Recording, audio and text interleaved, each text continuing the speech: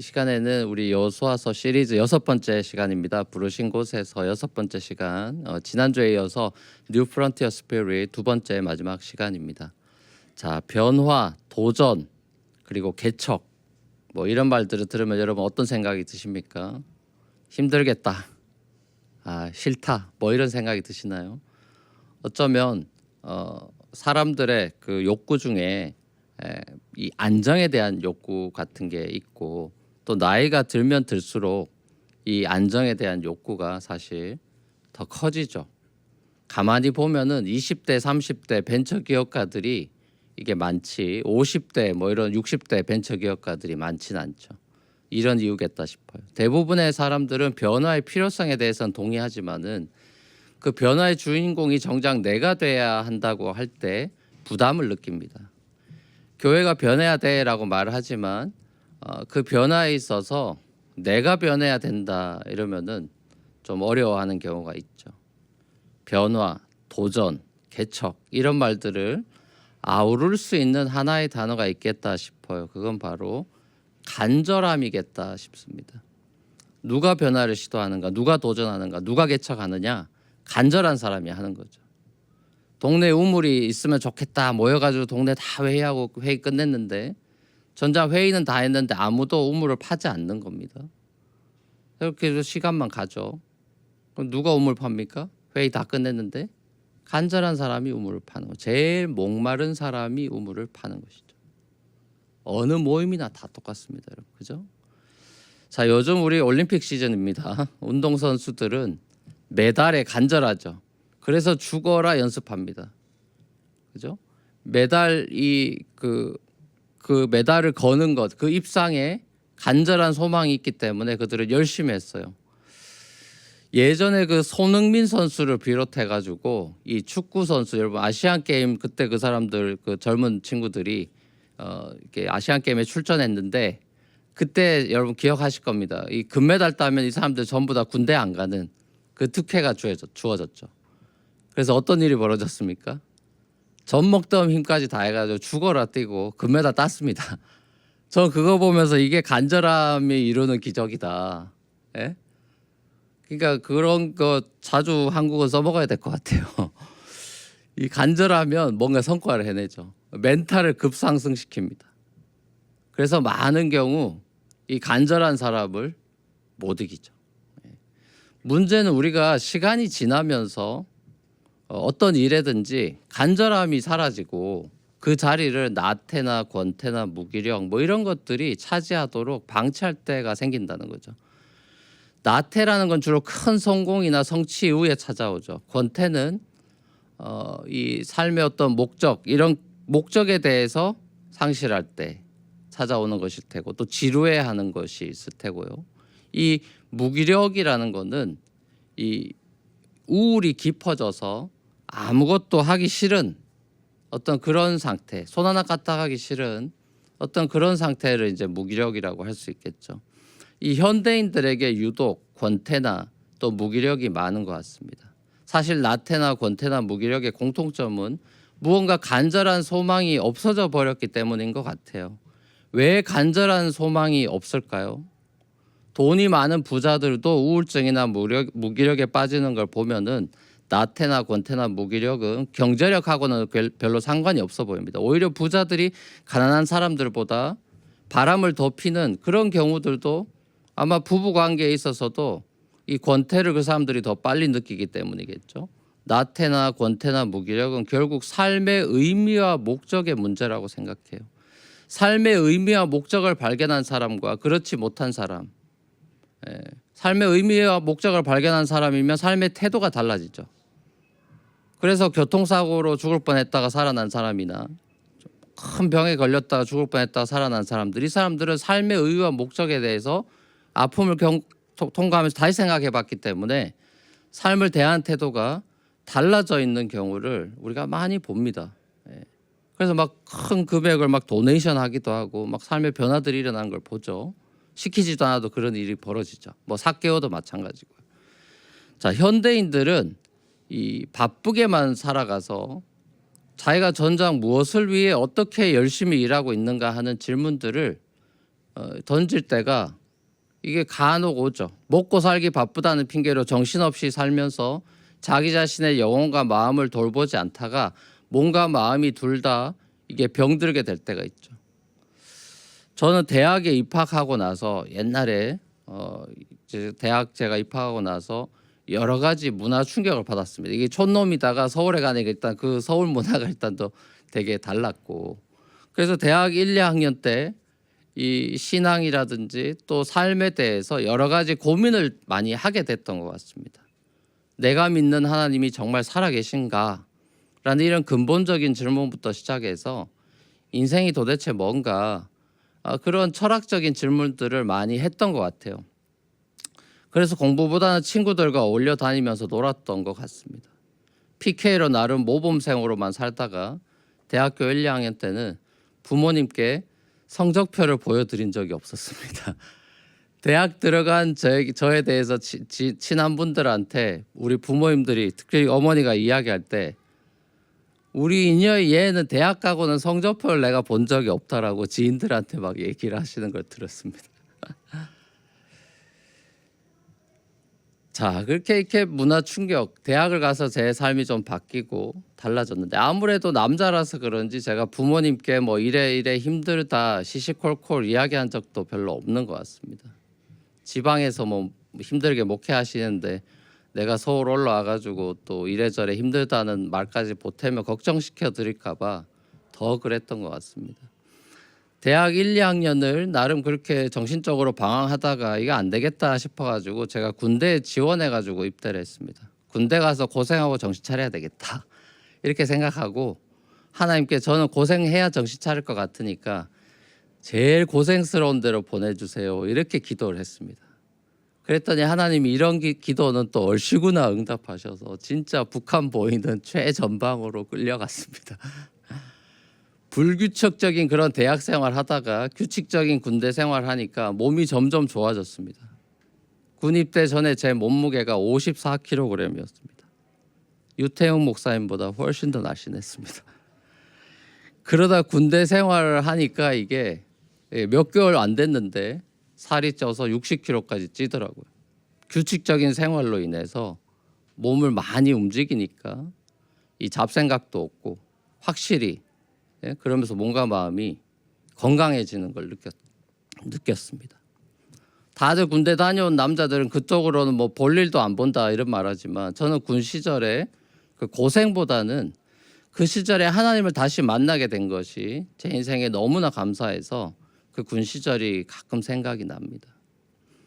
북한 바라보면서 하루 3번씩 기도했던 그 저만의 그 기도 아지트가 있었습니다. 다니엘 흉내 좀 냈습니다. 또 매일 새벽 기도하던 그런 군의 부대.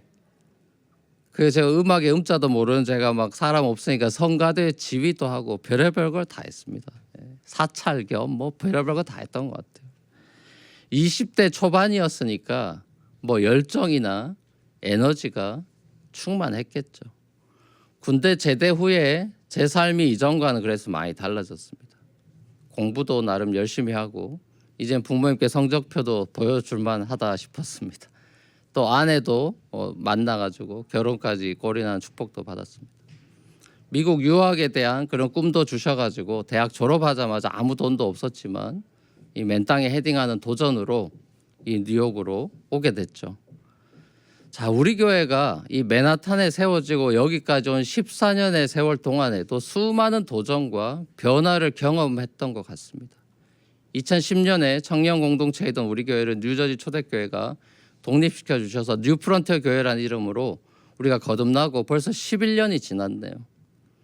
자, 그 당시 교회 이름을 두고 여러 가지 제안들이 많았습니다. 그 중에서 제 마음에 와닿았던 이름이 바로 이 뉴프런티어입니다. 그 당시만 해도 이 맨하탄의 복음화율이 3% 미만이었습니다. 복음의 불모지인 뉴욕 땅에 우리 교회를 세우신 하나님의 목적, 하나님의 뜻을 생각하면서 우리 교회가 이 불모지 같은 땅끝 같은 뉴욕 땅에서 하나님의 나라를 개척해 나가는 그런 교회가 되고 싶다라는 그런 꿈을 주셨어요. 30대이던 제 마음에 다시 한번 그 꿈을 주셨습니다. 수많은 청년들을 붙여주셔서 공동체를 이루게 하신 하나님께서 이 소수 인종인 한인 디아스포라 공동체를 통해서 이 골리앗 같은 뉴욕을 변화시킬 것이라는 그런 소망을 주셨습니다. 우리 교회 성도들이 하나님의 나라가 맨하탄 땅에 임하는 꿈을 품고 이 복음의 불모지로 나아가는 그런 프론티어 스피릿을 품으면 좋겠다 생각했습니다. 프론티어가 아니라 뉴 프론티어라는 것은 미국의 그 프론티어 스피릿 아시죠? 개척 정신으로 세워진 이 나라가 이 미국 개척의 역사 속엔 여러분도 아시다시피 여러 아픔이 묻어 있지 않습니까? 학살이라든지 인디안 학살이라든지 폭력 이런 게 있죠. 자, 그런 개척이 아니라 우리는 희생과 죽음의 방식으로 하나님 나라를 확장시켜 나가는 예수님의 십자가 방식으로 하나님 나라 확장해 나가자. 그런 의미에서 뉴 프론티어라고 이름을 지은 거죠. 자, 오늘 본문에서 여호수아는 땅을 더 달라고 요구하는 요셉 지파한테 산간지방 올라가서 스스로 개척해라 말합니다. 자, 하지만 요셉 지파는 그 산간지방은 땅이 별로 크지 않아서 별로고 더구나 그곳 사람들은 다 철병거를 가지고 있어서 우리가 못 이긴다고 투덜댑니다. 자, 그때 여호수아가 너희가 큰 지파다, 이길 수 있다 이렇게 격려해 주죠. 자, 요셉 지파를 보면은 딱 저와 여러분 모습 같지 않나요? 하나님께 더 많이 축복받고 싶은 욕심은 많은데 정작 그럼 네가 축복받으려면 가만히 누워서 떡 먹으려고 하지 말고 네 힘으로 스스로 개척하고 수고해서 그 땅을 쟁취해. 그렇게 하면은 저희가 또 온갖 핑계를 대면서 뭐 이래서 안 되고 저래서 안 된다 이렇게 얘기하죠. 축복은 받고 싶은데 헌신하라 그러면 안 해요. 7년 동안의 기나긴 정투에서 승리를 주신 하나님의 은혜를 잊어버리고 자신들 앞에 주어진 또 다른 사명을 감당하라는 이게 적극적인 자세보다는 이젠 쉬고 싶다. 이젠 더 이상 못 해먹겠다. 나태해지려는 요셉 지파들의 모습이 혹여 저와 여러분들의 모습은 아닌지 한번 생각해 볼 필요가 있는 것 같아요. 18장으로 넘어가면은 땅 분배를 아직 받지 못한 나머지 7지파 얘기가 나옵니다. 자, 이 지파들은 요셉 지파들보다 한술 더 뜹니다. 이 사람들은 땅 분배에 훨씬 더 소극적인 자세를 취한 사람들이에요. 땅 분배를 위한 제비 뽑기를 요구하지 않고 그냥 자신의 자리에 머물러 있고 안주해 있는 사람들의 모습입니다. 하도 지체하고 꿈을 대고 있으니까 이 7지파들에게 여호수아가 책망 섞인 말로 격려하죠. 언제까지 할 일 미루고 있겠냐. 주님이 주신 땅을 차지하러 가는 걸 언제까지 미루겠냐라고 질책하면서 몸으로 움직여라라고 말해요. 각 지파한테 3명 뽑아와서 땅 두루 댕기면서 지도 그려와라 이래 명령합니다. 실제로 우울이나 무기력감을 해소하고 해결하는 그 최고 해결책 중에 하나가 가만히 있지 않고 몸으로 움직이는 거라 그러죠. 엉덩이가 무거운 이 요셉 지파에게 여호수아가 몸으로 움직이고 다시 행동하라고 권면하고 있는 거죠. 하나님의 이 약속이 성취되는 그 일에 우리가 감당해야 할 책임이라는 것이 있고 우리가 그것을 생각할 필요가 있습니다. 하나님 우리에게 책임을 요구하세요. 땀을 흘리면서 앞으로 공동체가 살아갈 다음 세대들이 살아갈 하나님이 유산으로 주신 그 땅을 직접 발로 밟아보고 손으로 그리고 그렇게 오라는 겁니다. 요셉 지파나 나머지 7지파들에게 필요한 것은 능동적인 순종의 자세죠. 그 액티브 오비디언스의 자세가 필요한데 그걸 다르게 표현하면 저는 개척 정신이다 이렇게 보고 싶습니다. 하나님 나라의 확장은 저절로 이루어지는 게 아니죠. 개척해 나가는 언약 백성들의 그 수고와 헌신으로 이루어지죠. 삼림이라도 개척하는 도전 정신으로 이루어지는 거죠. 이것이 우리 뉴 프론티어에 가져야 될 그 두 번째 뉴 프론티어 스피릿입니다. 지난주 충성에 이어서 우리가 가져야 될 우리 뉴 프론티어 스피릿은 바로 이 개척 정신, 도전 정신이라는 거예요. 이건 나이와 상관없는 것입니다, 여러분. 갈렙을 봐서 알죠. 자, 충성, 도전. 여러분 가슴에 새겼으면 좋겠어요. 우리 교회의 스피릿은 충성과 도전이다. 하나님 앞에 실패한 인생은 노력했지만 실패한 인생이 아니라 아무것도 도전하지 않은 인생입니다. 달란트 비유가 잘 보여주죠. 한 달란트 받은 사람은 아무것도 도전하지 않았어요. 주인이 주신 달란트를 가지고 도전하고 장사했던 두 사람과는 달리 한 달란트 받아놓고 아무것도 안 했어요. 왜? 안전지향형이었어요. 안 까먹을 생각만 했습니다. 하지만 주인의 뜻은 이 원금 회수하는 데 있지 않죠. 그 달란트로 최선을 다해서 장사하는 것입니다. 저는 달란트 비유에서 주님이 주인이라고 우리가 본다면은 설사 5달란트 받았던 종이나 2달란트 받았던 종이 장사에 실패해서 돈 다 까먹고 왔더라도 저는 주님이 주인이라면 책망하시지 않을 거라고 생각합니다. 열심히 공부했지만 진학에 실패할 수 있죠. 열심히 비즈니스 했지만 비즈니스가 망할 수 있어요. 열심히 교회 사역을 했지만 눈에 보이는 사역의 성과가 없을 수도 있습니다. 저는 주님께서 그걸 실패로 여기실 것 같지 않아요.